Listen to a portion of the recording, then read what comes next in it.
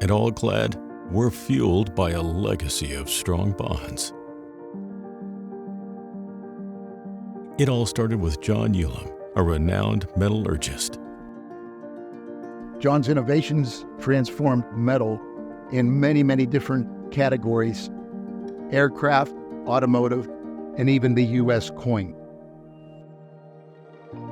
And so John started All-Clad Metal Crafters right here in Canonsburg, Pennsylvania in 1971. This is where we meet. Metals layered together for perfect conductivity, finding lasting meaning over shared culinary experiences.